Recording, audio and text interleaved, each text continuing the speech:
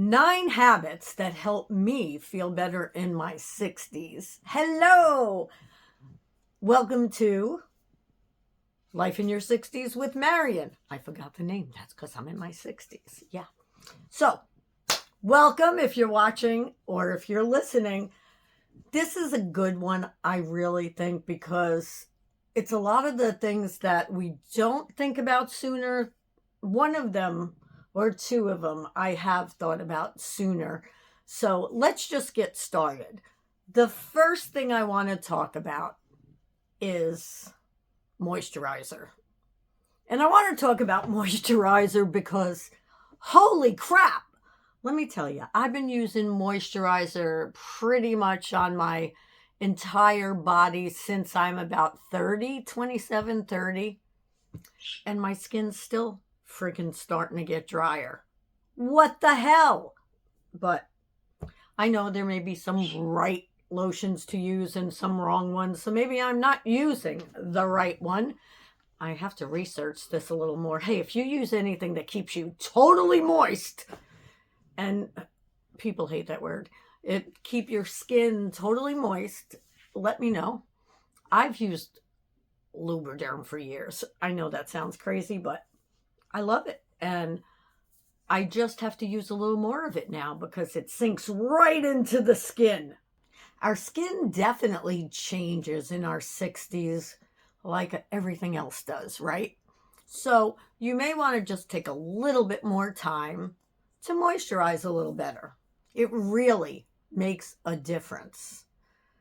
I'm going to start using some other oils and things. I'll let you know as it comes along, but be aware of that. If you see that your skin is flaking, I know I was speaking to a friend who's only 59 and they were saying their skin is starting to flake this year. So just try and pay more attention.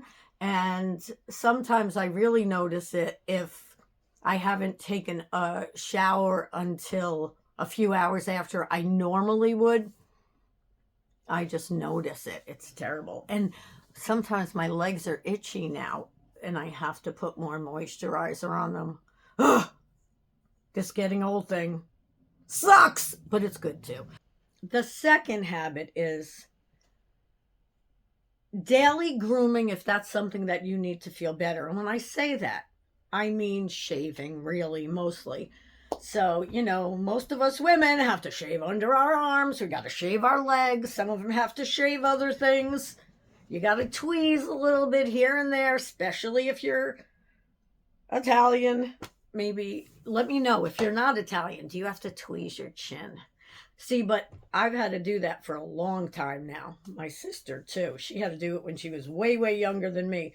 But I think it comes along with the nationality, maybe. I'm not quite sure. But it sounds small, but sometimes just feeling neater and more groomed just makes you more confident and appear better. Don't get me wrong. I used to shave every day. I don't anymore. Maybe every other day. But I don't go out too much either. So, but make yourself feel better if that's what makes you feel better. Right? It can't really hurt. Eat healthier whenever you can. More is better. But when you were younger, right? Didn't you feel like you'd be able to eat better when you got older? You'd be able to eat more, whatever you want. Yeah, no. Metabolism, everything else. Yeah. You can't. So, believe it or not, when you get to this age, you have to eat healthier. Now, don't get me wrong. If it's my birthday week, like it was, I'm eating shit. Excuse me. I'm eating stuff. So, yeah. But for the most part, you know how it is. I'm not saying perfectly, just better choices. I make sure my husband and I have a protein for dinner, a vegetable, and a starch, but not that much of a starch. He can eat more than I can. He's thinner than I am. He'll always be thinner than I am. No, I can't say that. Do I want to get down to his weight? I think it's just about his weight that I want to get down to. So we may be the same, but yeah, he can eat. He tends to move around a lot more. I try to fidget so that I burn more calories, because I heard once that if you fidget, you burn more calories. The fourth habit, and this one I need to work on too. That's why I put this in here. For years, since I'm so much into personal development and I'm a self-help junkie, I didn't watch the news at all. Until about 5 years ago, maybe when COVID, 2020, I started watching the news, and I find that I have to stop myself from watching it because there's too much craziness going on in the world right now. So this was a big lesson for me, and it still is a big lesson for me. Too much news can make the world feel too heavy for me.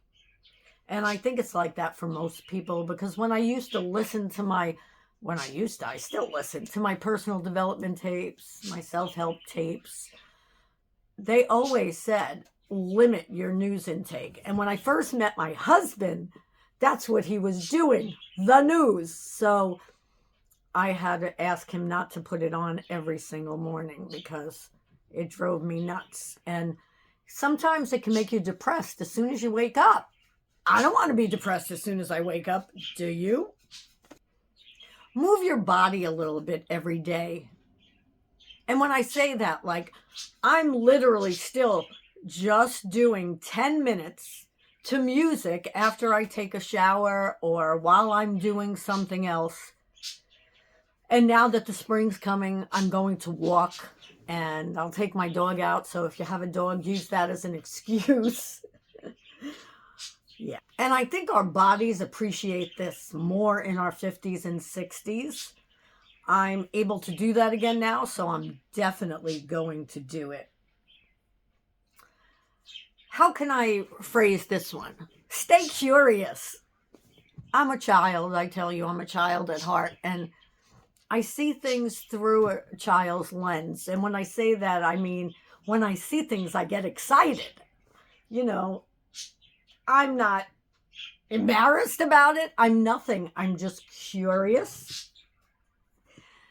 The other thing is, within the same thing is learn something new. I learn something new almost every day, whether it's small or big. And I know that's crazy, so you don't have to learn something new every day, but learn something new. It really keeps you going. You know, tell me what you do to stay curious. I am very, very, excuse me for going down there, very, very curious. And I don't even know if I should say it, because a lot of people who are in their 60s don't. But if you have to slow down a little bit, because we're all different. Don't feel guilty or anything like that. It is normal. However, if you don't want to slow down, and you don't have to slow down, don't slow down. I put a couple of things on paper so that I don't forget here. All right, let's see. So anyway, in our 60s, to slow down is okay for a little bit, if you'd like, or okay to do it. I don't want to do it. I know I've slowed down, but I hate that thought. But we spend decades rushing. So maybe we deserve a little bit slow down. What do you think? You let me know in the comments below. And how old are you? The next one is, this one is my biggest. I don't know if it's yours, but protect your peace. I learned the hard way to protect my peace, because I didn't have peace for years and years and years and years and years and years.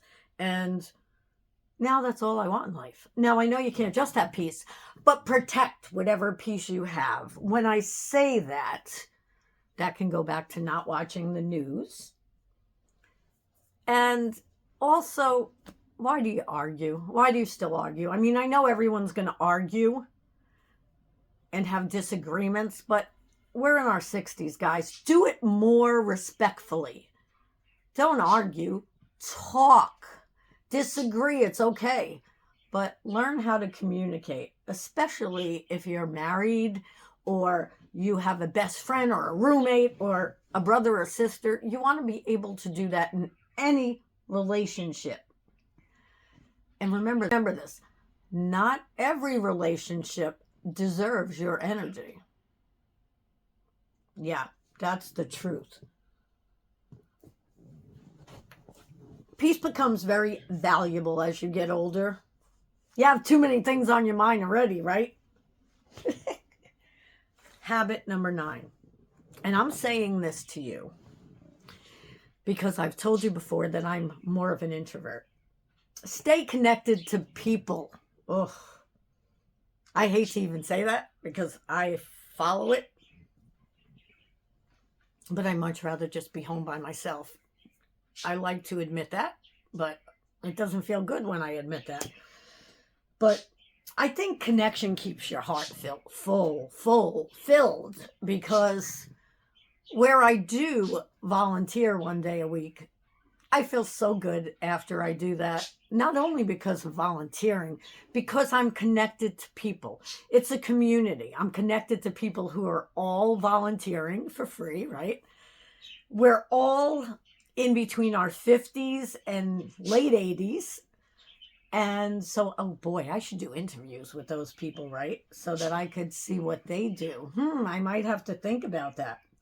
But a phone call, coffee with a friend, maybe a lunch, just saying hello to someone, because they need to be connected too if they're your age. Now, I'm someone who, for some reason, I don't like talking on the phone anymore. I rather text. And I used to be such a talker. So I don't know what happened with that. Let me know if you're different with that in the comments. Do you talk on the phone more now or less? Well, they do say F everyone and run. Or F everything and run. F-U-C-K. Everything and run. But yeah, fear's a big one. So I feel like none of these habits are dramatic. Okay, the food bothers me a little bit, but they're not dramatic things. They're things that you can change and you do get used to. Yeah, you do get used to them, I have to say. And they're just little ways to take care of yourself and enjoy life at a time that you still can. You'll still be able to enjoy life, don't get me wrong, but just enjoy life a little more in your 60s. I think these will help. Let me know if you have more things that you do. I certainly do, but I didn't want to put too many in here. But let me know in the comments below, and I will see you again soon. Thank you. If you like this video and you'd like to see more like it, subscribe. It does help me to get out to more people, and it's free for you. And like this video if you like it, and please comment below. I love when you guys comment. I do my best to answer back as fast as I can. And I appreciate all of you. Have fun. Where are you from?